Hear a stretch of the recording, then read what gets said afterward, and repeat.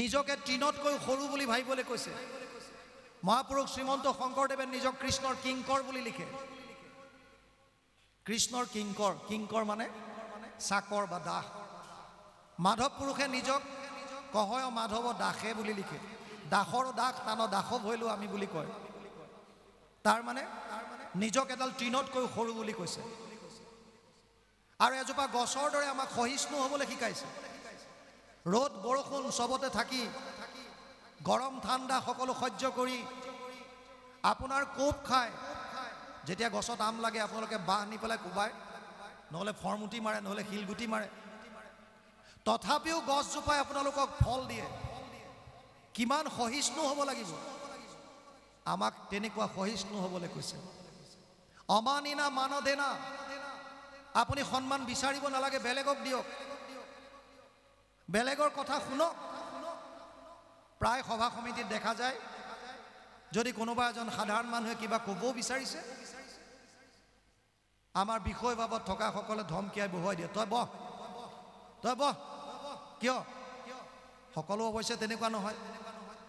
তাৰ মাজত যিসকলে বেলেগৰ শ্ৰৱণ কৰিব নিবিচাৰে, সন্মান দিব নিবিচাৰে, তেতিয়াহ'লে তেওঁলোকে বহুত মূল্যৱান কথাৰ পৰা কেতিয়াবা কেতিয়াবা আঁতৰি আহিবলগীয়া হয়। কাৰণ আমি শিক্ষাৰ মাজৰ পৰা যিমান অধ্যয়ন কৰি পাইছোঁ, এজন মানুহে তেওঁৰ অভিজ্ঞতাৰ পৰা তাতকৈ হয়তো বহুখিনি বেছি শিকিছে। সেইকাৰণে বেলেগক যেতিয়া সন্মান দিম, বেলেগৰ যেতিয়া শ্ৰৱণ কৰিম, তেওঁৰ পৰা আমাৰ লাভেই হ'ব, লোকচান একো নহয়। নিজৰ মান বিচাৰিবলৈ হাক দিছে, আনক দিবলৈ কৈছে। আৰু শেষত কৈছে অভিন্নেন চক্ষুষা।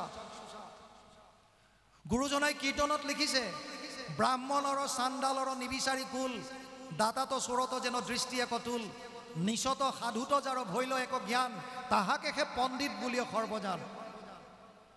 আমাৰ এইটো দৃষ্টিকোণ আহিছেনে নাই? আমি এতিয়া সকলোকে তেনেকৈ ভাবিব পৰা হৈছোনে নাই? আমি বহু ঠাইত দেখোঁ তেওঁলোকে নিজৰ আসনখনো নিজে লৈ যায়, আপুনি দিয়া আসনত নবহে। কিয়?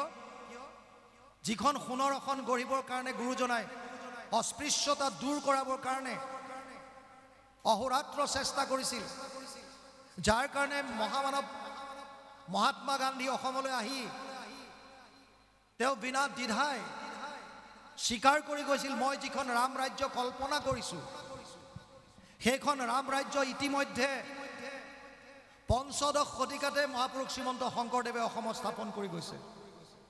আৰু যদি এতিয়াও আমি অস্পৃশ্যতাত আছোঁ, উচ্চ নিচ জাতিভেদত আছোঁ, গুৰুজনাই সেইকাৰণে দ্বিতীয় বৈশিষ্ট্য দিছিল, উচ্চ নিচ জাতিভেদ ধনী দুখীয়া নাই। গুৰুজনাই ক'লে যে একত বিশ্বাস কৰা, এক দেৱ এক সেৱ এক বিনে নাইকে। তাৰ পাছত ক'লে কেনেকৈ পাম এতিয়া? আৰু তেতিয়া আমাক দিলে যদ্যপি ভগতি নৱবিধ মাধৱৰ, শ্ৰৱণ কীৰ্তনত সন্ত শ্ৰেষ্ঠতৰ, মাত্ৰ দুবিধ। আৰু শেষত আমাক চাৰি বস্তু চিনাকি কৰাই দিলে, গুৰুদেৱ, নাম আৰু ভকত। যদি আমি এক শৰণ হৰিনাম ধৰ্মটো হাৰে হিমজুৱে যদি উপলব্ধি কৰিব বিচাৰোঁ, যদি পাৰোঁ, যিসকলে ইতিমধ্যে শৰণাগতি হৈছে তেওঁলোকেও উপলব্ধি কৰিব পাৰিছেনে নাই? শৰণাগতিৰ ছটা ষ্টেপ আছে। ছটা ষ্টেপ। মই শৰণ ল'লেই নহ'ব, মই শৰণ লোৱাৰ পাছত কি কৰিছোঁ? অনুকূলস্য সংকল্প প্ৰতিকূলস্য বৰ্জনম, ৰক্ষয়িতি বিশ্বাস, গোপ্তৃত্বে বৰণম তথা আত্মনিক্ষেপ কৰ্পণ্য ষডবিধা শৰণাগতি।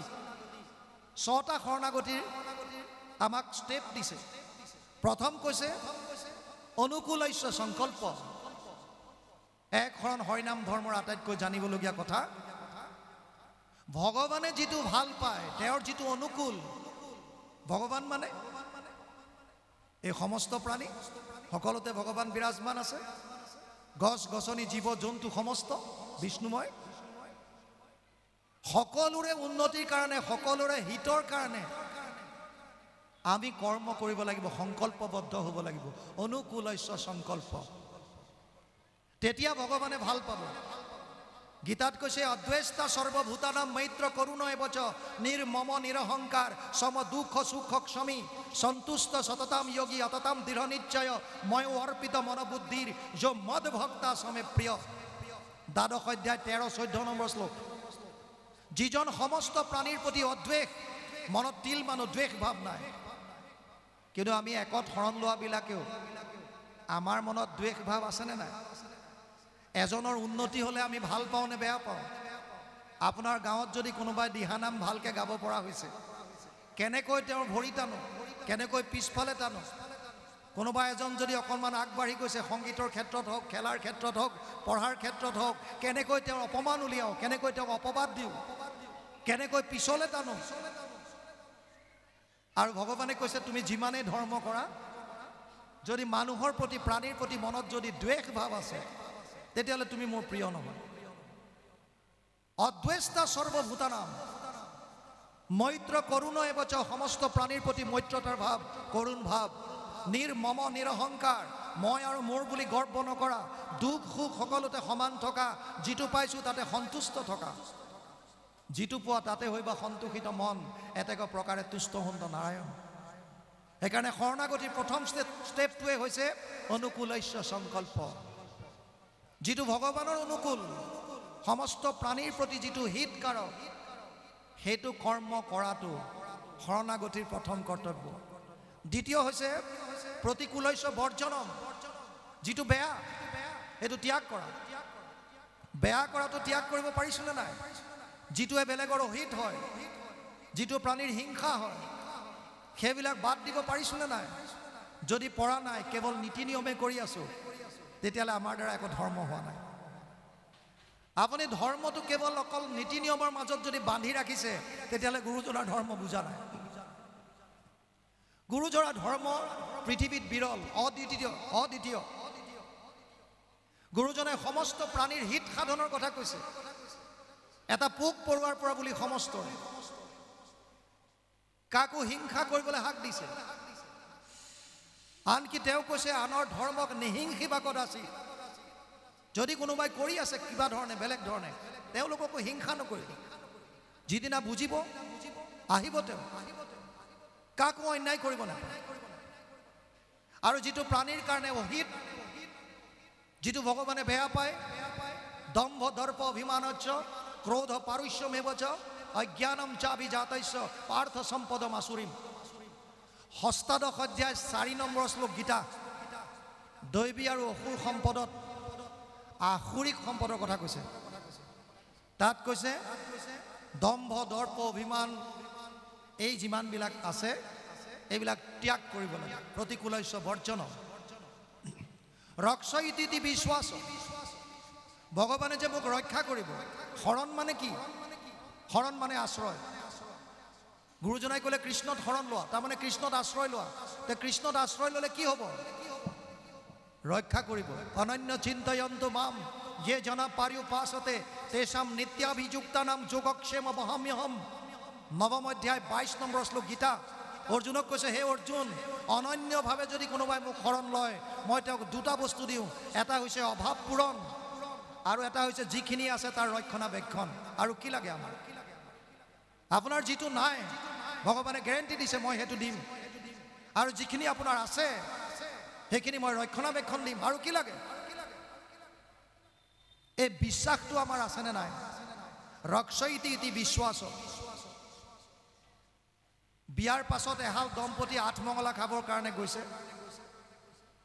মাজত এখন নদী, নদীখন পাৰ হ'ব লাগে নাৱত। আৰু তেতিয়া জংঘলৰ মাজৰ কথা, সেইকাৰণে গিৰিয়েকজনে এখন তৰোৱাল লৈ গৈছে। জংঘলৰ মাজে লুংলুঙীয়া বাটেদি যাব লাগিব। নদীৰ মাজত নাওখন পোৱাৰ লগে লগে বতৰ এনেকুৱা বেয়া হৈ আহিল, ঢৌ উঠিবলৈ ধৰিলে। নাওখনত পানী সোমোৱা আৰম্ভ হ'ল। কইনাজনীয়ে ভয় খাইছে, পত্নীগৰাকীয়ে ভয় খাইছে। কি হ'ব এতিয়া নাওখন যদি ডুবি যায়? আৰু গিৰিয়েকৰ মুখলৈ চাইছে, তেওঁ মিচিক মাছাক ওপৰলৈ চাই হাঁহি আছে। ভাবিছে বেয়া মানুহৰ লগত বিয়া হ'ল, এজন অকণমান চাগে গণ্ডগোল আছে।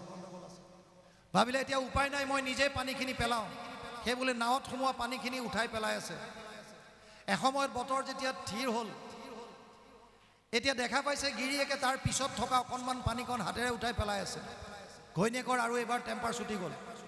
ক'লে তুমি কেনেকুৱা মানুহ, যিটো সময়ত নাৱত পানী সোমাইছিল এই সময়ত তুমিতো এনে ফিচিক ফাচাক কৰি হাঁহি আছা, আৰু মই নিজে নাৱৰ পৰা পানী উঠাই আমাৰ দুটাক বচালোঁ, আৰু এতিয়া এইকণ পানীয়ে একো অপকাৰ নকৰে, অথচ তুমি এয়া পানী উলিয়াইছা। অকণমান খেলি মেলি নেকি? সি ঘপককৈ তৰোৱালখন উলিয়াই ঘৈণীয়েকৰ ডিঙিৰ ওচৰত ঘূৰাবলৈ ধৰিলে।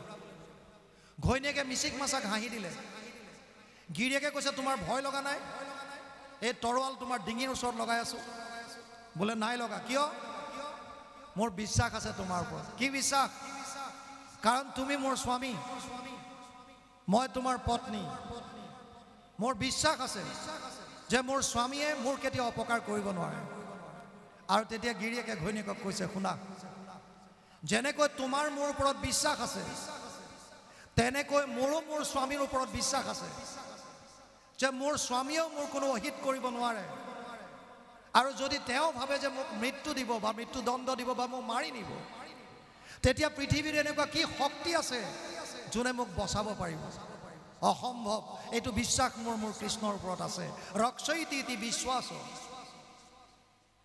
আৰু তাৰ পাছত চতুৰ্থত কৈছে গোপ্তৃত্য বৰণম তথা, বৰণ কৰিব লাগিব আপুনি স্বামী হিচাপে।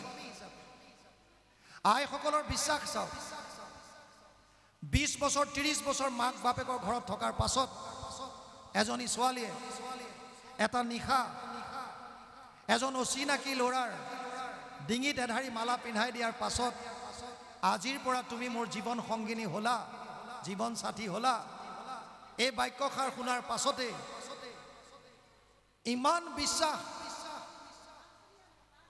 স্বামী বৰণ কৰি তেওঁৰ লগত গুচি আহে। মাক বাপেকক ত্যাগ কৰি বৰণ কৰিছে, স্বীকাৰ কৰি লৈছে যে এইজনেই মোৰ স্বামী। এগৰাকী পত্নীৰ কাৰণে তেওঁৰ স্বামী যেনেকৈ বিশ্বাসৰ স্থল, যেনেকৈ স্বামীক তেওঁ বৰণ কৰি লয় নিজৰ জীৱন সংগী হিচাপে, যে এই মোৰ ৰক্ষণাবেক্ষণৰ কাৰণে মূল, ঠিক তেনেকৈ ভগৱান কৃষ্ণকো আমি বৰণ কৰিব লাগিব, তেওঁৰ ওচৰত শৰণ ল'ব লাগিব যে এইজনেই মোৰ স্বামী, এওঁৱে মোক বিপদ কালত মোৰ 3টা তাপত যি আমি ভুগি আছোঁ, আদি দৈবিক আদি ভৌতিক আৰু আধ্যাত্মিক, এই 3টা তাপৰ পৰা পৰিত্ৰাণ পাব পৰা যদি কোনোবা আছে, পৰিত্ৰাণ দিব পৰা, এয়া হৈছে কেৱল আৰু কেৱল কৃষ্ণ। গোপ্তৃত্ব বৰণম তথা। আৰু সেই বুলি ভাবি লৈ কি কৰিব লাগিব? আত্মনিক্ষেপ, আত্মসমৰ্পণ। যেনেকৈ বলিয়ে 3 পদ ভূমিক 3য় পদ ক'ত দিম বুলি সোধাৰ লগে লগে তেওঁৰ শিৰ পাতি দিছিল, অৰ্থাৎ টোটেল চাৰেণ্ডাৰ, সম্পূৰ্ণ সমৰ্পণ। ঠিক তেনেকৈ ভগৱানৰ চৰণত যিদিনে আমি সম্পূৰ্ণ সমৰ্পিত হৈ যাম, যে বৰ্তমানৰ পৰা মোৰ স্বামী তুমি যেনেকৈ ইচ্ছা কৰা মোক খটুৱা, বছ। আত্মনিক্ষেপ আৰু কাৰ্পণ্য, দীনতা, অসহায়। হে প্ৰভু, তুমি বিনে মোৰ গতি নাই, মোৰ জীৱনটোৰ কাৰণে তুমিয়েহে সকলো, তুমিয়ে গতি, তুমিয়ে মতি, তোমাৰ বাহিৰে মোৰ কোনো নাই, মই অসহায়। এই 6টা ভাৱ যদি মনলৈ আমি আনিব পাৰোঁ, তেতিয়াহ'লে শৰণ প্ৰকৃতাৰ্থত আমি লৈছোঁ বুলি ক'ব পাৰোঁ। শৰণ কেৱল অনুষ্ঠান নহয়, শৰণ কেৱল অমুকে শৰণ ল'লে অমুকে নাই লোৱা, সেইটো অকল শৰণ তেনেকুৱা নহয়। শৰণ হৈছে আপুনি নিজক সমৰ্পণ কৰি দিব পৰা। যি কি নহওক, বাপ বান্ধৱ আই মাতৃ সমস্ত, সময় যথেষ্ট হ'ল, শ্ৰোতাও কমিল। মহাপুৰুষ শ্ৰীমন্ত শংকৰদেৱে অসমীয়া জাতিটোৰ কাৰণে চিন্তা কৰিছিল, কিন্তু আমি অসমীয়া জাতি হিচাপে তেওঁৰ ধৰ্মটো এতিয়াও আঁকোৱালি ল'ব পৰা নাই। কিহৰ কাৰণে? কি আছে তাত? কি চিন্তা, কি ভয় আছে? একোতো ভয় নাই তাত। ইমান সহজ সৰল এটা ধৰ্ম। আপুনি গাঁৱত যদি 20 জন মানুহ, 20 ঘৰ মানুহ আছে, 20 ঘৰৰ মাজতে আপোনালোকে জন্মৰ পৰা মৃত্যুলৈকে সমস্ত কাম কেৱল নামৰ দ্বাৰা পাৰ কৰিব পাৰে। কেৱল নাম। আৰু ভাগৱত গীতাৰ মূল তত্ত্ব সেইটোৱে, নাম ধৰ্ম। গতিকে আহক, আমিয়ে যদি গুৰুজনাক জীয়াই নাৰাখোঁ, গুৰুজনাৰ সাহিত্য সংস্কৃতি যদি অসমীয়া হয় আমিবিলাকে যদি জীয়াই নাৰাখোঁ বাহিৰৰ পৰা কোন আহি ৰাখিব কোনে চিন্তা কৰিব আজি বহুতে কয় আমাৰ ওচৰতে জন্ম লোৱা চৈতন্যদেৱ তেওঁক আজি বিশ্বত সকলোৱে চিনি পায় আৰু মহাপুৰুষ শ্ৰীমন্ত শংকৰদেৱ অসমত জন্ম লৈ আজি অসমৰ মাজতেই তেওঁক সকলোৱে আদৰি লোৱা নাই কিমান পৰিতাপৰ বিষয় আহক বুজক মই নকওঁ আপোনালোকে এবাৰ বুজি লওক এক শৰণ হৰিনাম ধৰ্ম কি অধ্যয়ন কৰক বুজি লওক সবৰ কাৰণে আটাইতকৈ সহজ আৰু সৰল কলিৰ পৰম ধৰ্ম জানা হৰি নাম কেৱল নাম নামৰ মাধ্যমৰে ৰামকৃষ্ণ নাম যিটো লয় একবাৰ কোটি জনমৰ পাপ ভস্ম হয় তাৰ কেৱল নাম যি কি নহওক সদৌ শেষত আমি কওঁ বুলি একো ক'ব নোৱাৰোঁ প্ৰভু ভগৱন্ত হৃদয়স্থিত হৈ যি ধৰণে আগবঢ়াই নিয়ে সেই ধৰণে আগবাঢ়িবৰ কাৰণে প্ৰয়াস মাত্ৰ কৰোঁ ইয়াতো হয়তো বহুখিনি অপৰাধ ৰৈ যাব পাৰে সমস্ত অপৰাধৰ মূৰিখন বিচাৰি আপোনাক সমস্ত বাপ বান্ধৱ আই মাতৃ যুৱক যুৱতী শিশু সমস্তৰ শ্ৰীচৰণত আমাৰ মস্তক ৰাখি মহাপুৰুষ মাধৱদেৱৰ এজোকা অপৰাধ ভঞ্জনৰ ঘোষাৰে আমি আজি আমাৰ বক্তব্য সামৰিছোঁ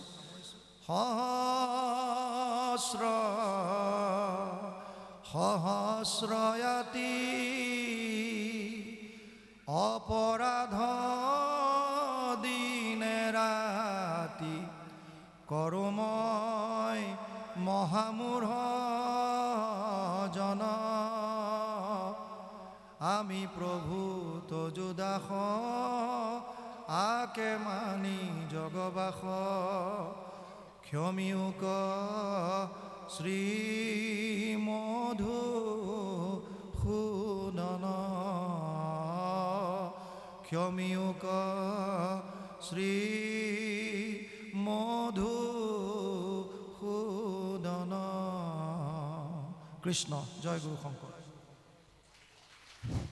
কৃষ্ণ হৰি ৰাম